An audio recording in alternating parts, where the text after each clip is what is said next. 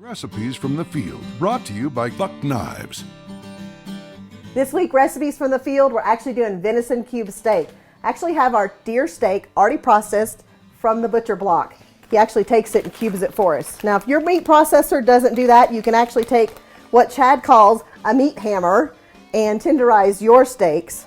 We're gonna take them and put them in seasoned flour. Now, my good friend Hannah in North Carolina gets me this seasoned flour.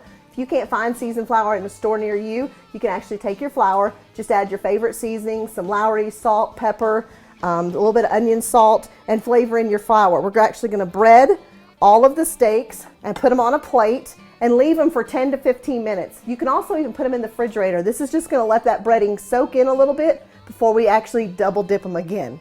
I already have some of the cube steak in the oil. After it sat in that flour for about 15-20 minutes, I actually pulled it back out. I'm putting it in a milk wash, one time soaking it, and then putting it another time in the seasoned flour. This is gonna give it a good breading.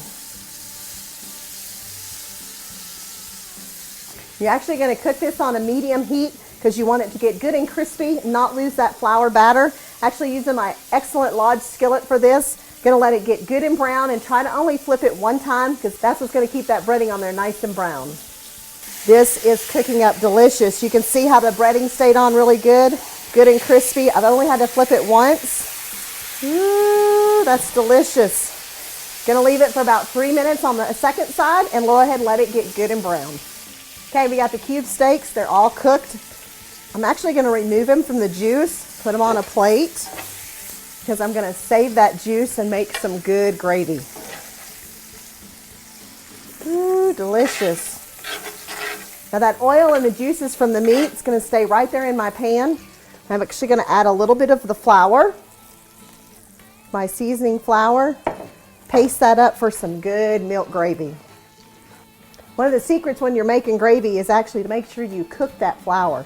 So you want to turn your heat back down to about a low to medium heat. Keep stirring it continually. Let the flour mix in with the oils and the butter and the juices. That's good. Keep stirring it, cook the flour. Then we're gonna add our milk while we're continuing stirring it to finish up our gravy.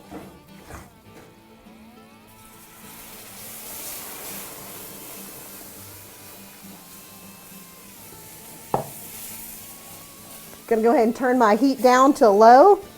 Stir in that milk. It's gonna thicken in with the flour and the juices. Then you're gonna have a good white gravy to go with that cube steak.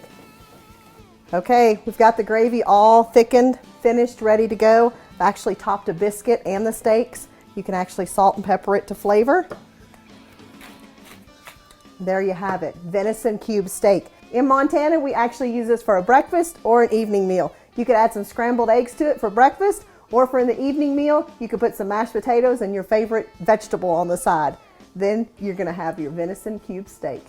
That's one exciting recipe. Thank you, Butcher Block, for sharing that with us. And log on to shootstraighttv.com. Also, follow us on Instagram and Facebook for your next recipes from the field. We'll see you next week.